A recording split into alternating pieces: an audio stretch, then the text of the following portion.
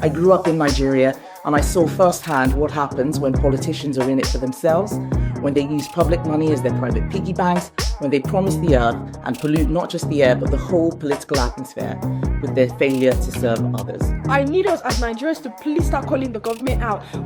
We should be tired of this by now. We need to call the government out. We are tired. It's just too much. The more you work hard to achieve something, the higher it gets. You are wondering why you don't have savings. It's the economy. You are wondering why. See, at this point, there are no spiritual attacks. I'm sure even the witches are tired at this point.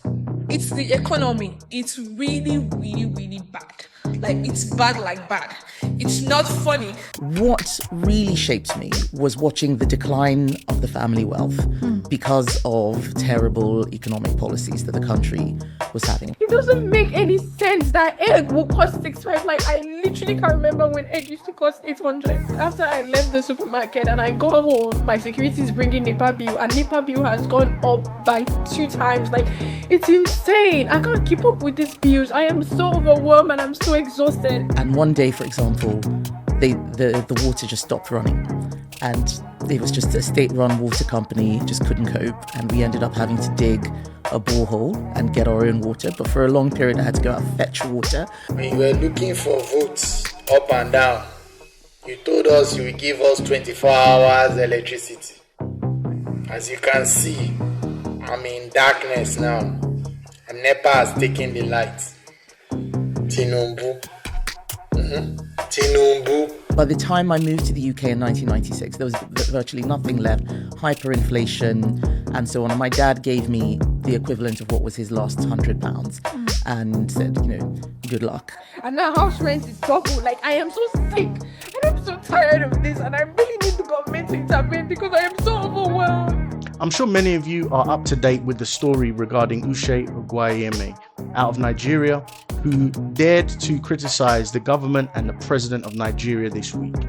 And as I watched the story unfold, I began to think about how there is a huge hypocrisy happening when it comes to the criticism of the government of Nigeria from both the citizens and the diaspora at large. If you're interested to understand my point of view on this hypocrisy, stay tuned. For those of you that don't know me, my name is TJ. I am Nigerian and British mixed. I currently live in Uganda with my partner Medina, and having one foot in Africa and one foot in Europe, I have been forced to confront all sorts of issues regarding why Africa has not reached its full potential. Africa is so mineral rich, it has so much going for it, yet it's at the bottom of the economic food chain when it comes to the global community. So when I saw the controversy that this young lady had stirred up, I listened and I heard some points that I've heard many times before. The Nigerian government are not doing anything about the inflation that is happening, and it's causing us to be very depressed. I am depressed, and my bank account is going to zero, and I still have to live every day. And I'm asking the Nigerian government to do something about the inflation. And instead of me to get a call and say, okay, we are working on it, I'm getting a call saying that, oh, you're very stupid. All our lawmakers are clueless. Let me just tell you what it is. And the people saying, oh, come and help us. And do you think these people are blind? They're not blind. They know that there is hardship. They know, but the issue is they don't give a and they feel like we don't have any power. And when we say talk, you will tell us, you start threatening us, you will arrest, you will put us in prison, you will put us here or there. Tinubu, there's no light. I saw you the other day talking about AI. Nigeria is a very unique country. We always break records. Maybe we'll be the first country to do AI without light. Me, in my compound, we use prepaid lights. For the past 4 days, today they just brought lights. For the past 4 days, we have not been using lights. I don't know. Yesterday, I was sleeping. I came back from work. I was very tired, coupled with the heat and everything. I sat down about 1 to 2 o'clock. I sat down, I was thinking my life. I was like, why do we deserve to be treated like animals? Why? Now, my family left Nigeria in the 80s when I was a small boy. The issues around us that we complained about can almost be copied verbatim for what this young lady's issues are saying now. My family lived through a hyperinflation where the cost of food would go up week by week. My parents have reminded me that there was a time when 1 naira was the same as £1. And we can go on and on and on about the corruption about the crime that we saw firsthand in our lives. Being a mixed family, having the opportunity to be able to go to the UK, our family gathered everything up and moved to the United Kingdom. In fact, when I first got to the UK, I did not realize that NEPA was not the name of electricity itself, but the name of the electricity company that services Nigeria. Back in the 80s, power would go off every day. And here we are in 2025, 40 years on from that, and you still have the same power issues happening in Nigeria right now.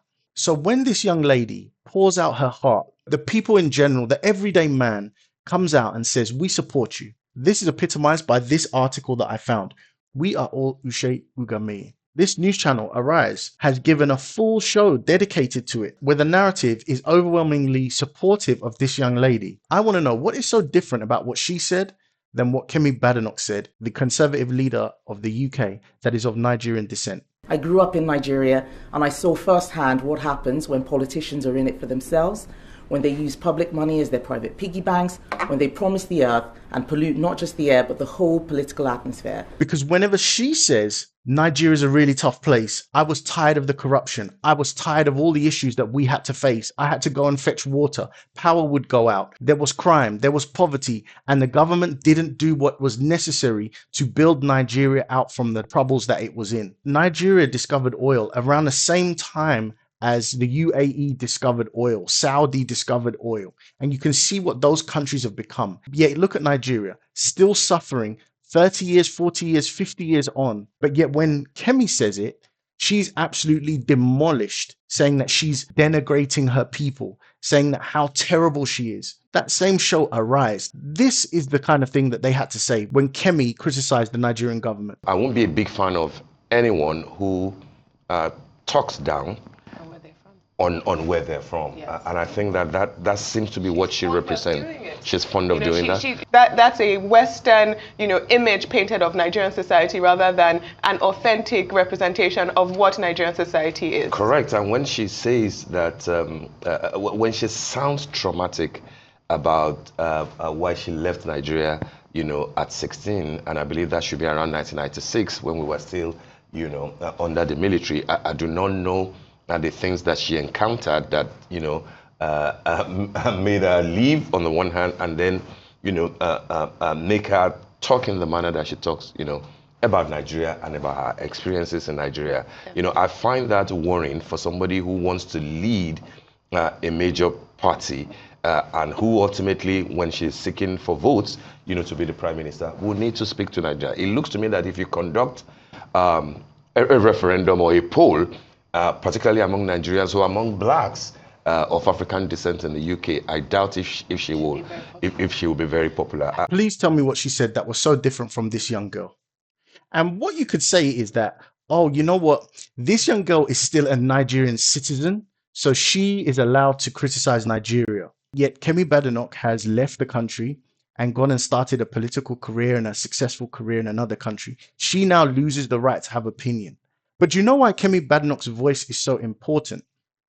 It's because this young girl represents many young people who now have the desire to japa and leave Nigeria. The best talent in Nigeria is leaving Nigeria. They have no faith in wanting to build the continent because their grandparents' generation, their parents' generation, and their generation have all suffered under the same nonsense for years and years. One of the things about fixing a problem is identifying it, calling it out, saying this is the problem.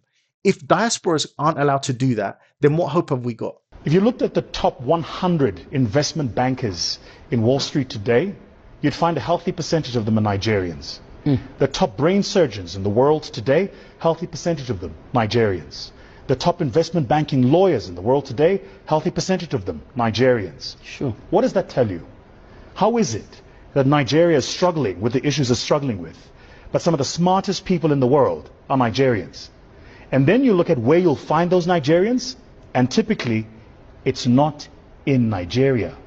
It means you've got this incredible base of talent whose skills, competence, and abilities are being harvested by another economy and not their economy of birth. Sure.